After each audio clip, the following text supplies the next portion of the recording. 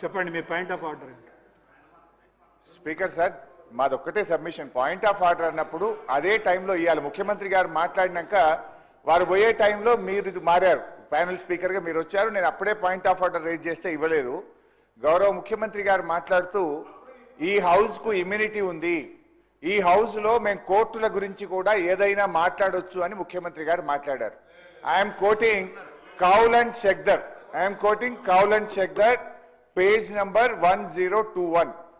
ముఖ్యమంత్రి గారు ఏమన్నారంటే, మేము ఈ 10 మంది ఎమ్మెల్యేలు డిస్క్వాలిఫై కారు, అది గతంలో కాలేదు, ఇప్పుడు కూడా కారు అంటే నేను వెంటనే ఇక్కడ నుంచి సుప్రీంకోర్టులో ఉన్న మ్యాటర్ని మీరు ఎట్లా మాట్లాడతారంటే మాకు ఇమ్యూనిటీ ఉంది, మేము ఏదైనా మాట్లాడవచ్చు ఈ సభలో లోపల మాట్లాడతామన్నారు.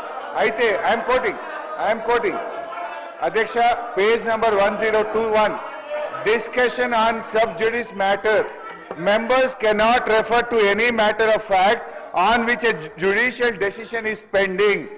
అదేవిధంగా chapter 18 parliament and judiciary, as regards the relationship between the parliament and the judiciary, both are under constitutional obligations not to encroach each upon others' jurisdiction.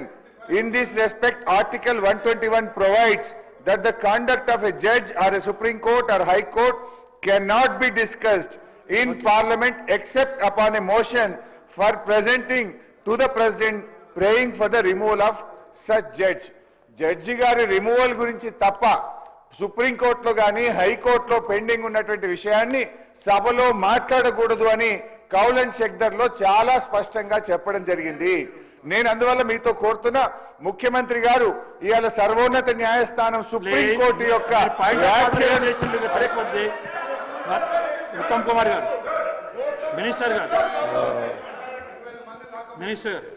Panel speaker గారు, గౌరవ సీనియర్ శాసనసభ్యులు హరీష్ రావు గారికి నేను మనవి చేసేదంటే, పార్లమెంట్లో రొటీన్గా సబ్ జ్యుడిస్ మ్యాటర్స్ డిస్కస్ అవుతాయి. As a member of the, it doesn't matter what the coalition says. I'm telling you what actually happening in Parliament.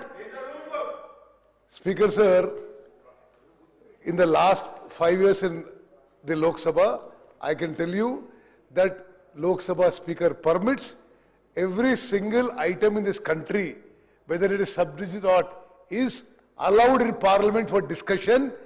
Even criticism of the judiciary is allowed in the Parliament. Yeah. Manohar Reddy గారు please.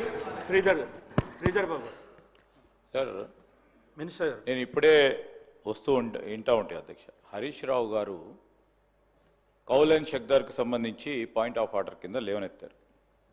ముఖ్యమంత్రి గారు మాట్లాడింది ఏంది?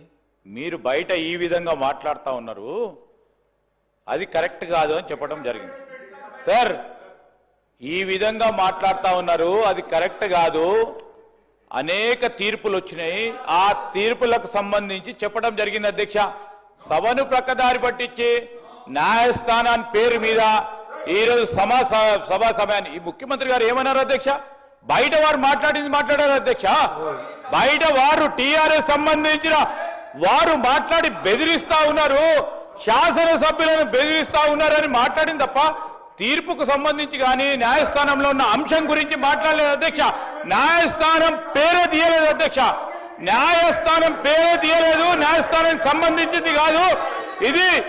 ఈ సభ పక్కదారి పట్టించేందుకు ప్రయత్నం చేస్తా ఉన్నారు వారు, ఇది న్యాయస్థానానికి సంబంధించింది కాదు. అయినా కానీ ఉత్తమ్ కుమార్ రెడ్డి గారు పార్లమెంట్లో కొన్ని ప్రొసీజర్స్ పరంగా చెప్పారు, ప్రెసిడెంట్స్ పరంగా చెప్పారు.